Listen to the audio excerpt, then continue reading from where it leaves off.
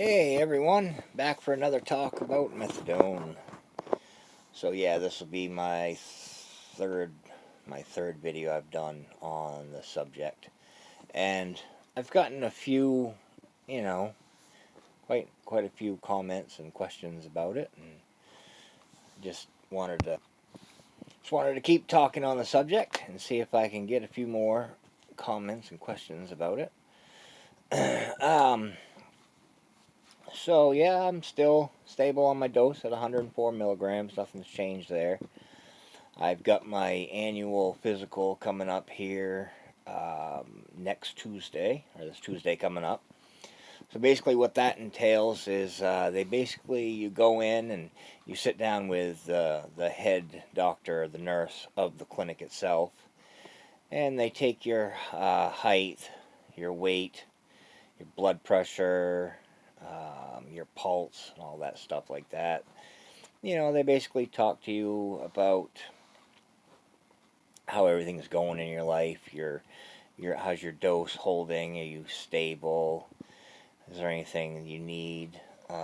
They check they check your abdomen, and they listen to your heartbeat, and it's basically kind of like it's kind of like a physical, but not quite that in depth.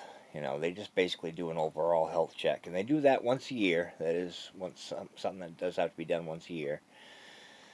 And tomorrow, Thursday, I've got my monthly meeting, and I do that over the phone, which is something they started during COVID.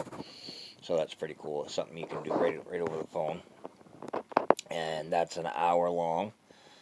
So that'll be kind of cool. I pick a good counselor usually, because there's quite a few counselors that offer the phone groups, and I try to pick the best one I can, because you don't want to get into one of those groups where people sit there and talk about their drug stories and this and that, and just get into this, he said, she said, and the clinic did this to me and the clinic did that to me.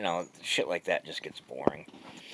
So it's good to try to get a counselor that'll, talk more on the subject and health-wise and, stuff like that. So I made sure I did that. So that's tomorrow. I got to do that tomorrow at 10:30.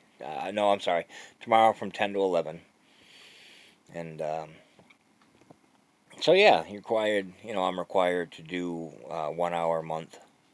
And I like to get them done early in the month, but unfortunately this month they didn't have a good 10 to 11 time slot during the week. So this was actually the only one they had. A lot of them were from 5 a.m. to 6 a.m. or 7 to 8 a.m. And I'm working during that time, so unfortunately I can't do it then. So I always try to get a 10 to 11 or 9 to 10. And they didn't have any 9 to 10s this month. They only had the 10 to 11. So yeah, I'll do that, and I'm trying to think of anything else that's going on. Really, nothing's really going on besides that. I'm still stable on my dose, and everything's good. And I've been doing methadone now for since, like I said, 2008. I've been at this clinic that I'm at now since 2010. And it's a good clinic. I've only been to 2 clinics, but from all I've read, the reviews I've read online for most clinics, I'm going to a pretty good clinic, from what I understand, from what I can read. There's a lot of clinics out there that don't really care much about the welfare and well-being of the patients. From what I read, this is just from what I read. This is not my history at all. But the clinic I go to, they treat you nice, they care about you and stuff like that. So that's good. And so yeah, I think that's about it for this week. I think it's been a couple weeks since I've released, or not a couple weeks. Yeah, I guess it has been. It's been a couple weeks since I released a video.